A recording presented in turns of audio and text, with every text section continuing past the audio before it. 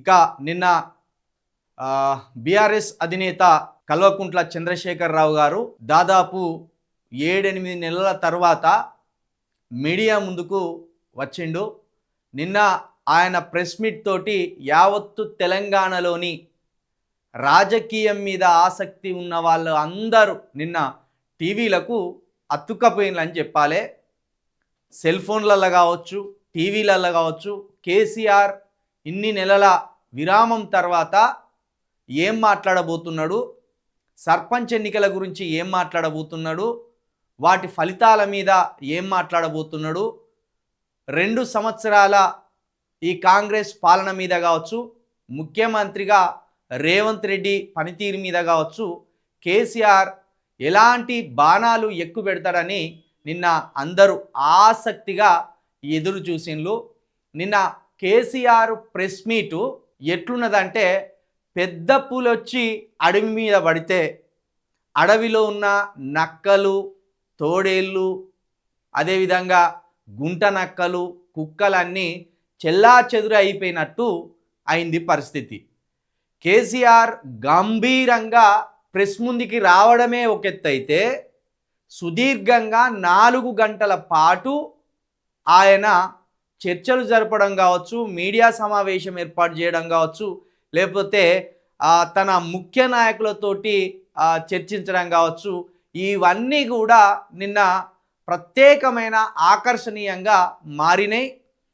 తెలంగాణ రాజకీయాల మీద, తెలంగాణ సమస్యల మీద, తెలంగాణలో ఉన్న అన్ని పరిశ్రమల మీద కేసీఆర్ ఒక సుదీర్ఘమైన ఉపన్యాసం, సుదీర్ఘమైన చర్చలైతే నిన్న జరపడం విశేషం.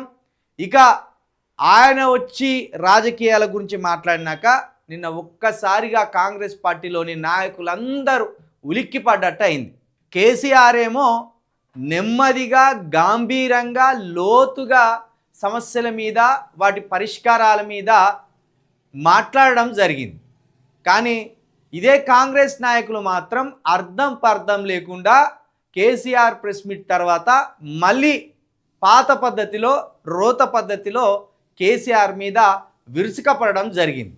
ఆయనేమో సమస్యలు ఇట్లా పేరుకపోయినాయి, మేము గతంలో ఇట్లా పరిష్కరించినాం, మేమున్నప్పుడు ఇంత మంచిగా పరిపాలన చేసినాం, 2 ఏళ్లలో తెలంగాణను ఆగం చేసిండ్రు ఈ కాంగ్రెస్ వాళ్ళని కేసీఆర్ చాలా పద్ధతిగా, నిదానంగా, శ్రద్ధగా మాట్లాడితే, ఇదే కాంగ్రెస్ ప్రభుత్వం, కాంగ్రెస్ నాయకులు కేవలం కేసీఆర్ను దూషించి వాళ్ళ వైఫల్యాల నుండి కావచ్చు, వాళ్ళ చేతగానితనం నుండి కావచ్చు తప్పించుకునే ప్రయత్నం చేసిందనేది మాత్రం మరొకసారి నిన్న వారిచ్చిన కౌంటర్స్ తోటి అర్థమైపోయింది.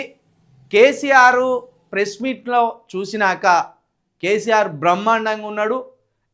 ఆయన మాట తీరు బ్రహ్మాండంగా ఉన్నది. ఆయన ఏకాగ్రతతోనే ఉన్నారు, శ్రద్ధతోనే ఉన్నారు. ఆయనలో ఏమాత్రం అలసట లేదు, ఆయనలో కించిత్తు అలసట కూడా లేదనేది కూడా నిన్న ఆయన ప్రెస్ మీట్లో మాట్లాడే విధానాన్ని బట్టి అర్థమైంది. మరింత పరిపక్వత చెందిన నాయకుడిగా, మరింత శ్రద్ధ కలిగిన నాయకుడిగా, తెలంగాణ పట్ల అంకిత భావం ఉన్న నాయకుడిగా, ఏకాగ్రత ఉన్న నాయకుడిగా నిన్న కేసీఆర్ మాటలను బట్టి స్పష్టంగా అర్థమైంది. ఇక ఈరోజు అన్ని దినపత్రికల్లో కూడా కేవలం కేసీఆర్ కేంద్రంగా మాత్రమే బ్యానర్ ఐటమ్స్ వచ్చినాయి. ఇక కేసీఆర్ వ్యతిరేక దినపత్రికల్లో కేసీఆర్ను టార్గెట్ చేస్తూ వార్తలు రాసిండ్రు, కేసీఆర్ అనుకూల పత్రికల్లో కేసీఆర్ని హైలైట్ చేస్తూ వార్తలు రాసిండ్రు.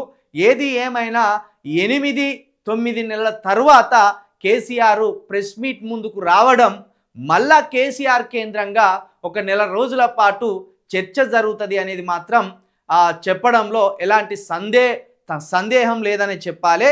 ఇక ఈ ఆటి నుండి మొదలు పెడితే జనవరి కొత్త సంవత్సరం వచ్చేదాకా ఇక కేసీఆర్ చుట్టే మళ్ళీ చర్చ జరుగుతుంది.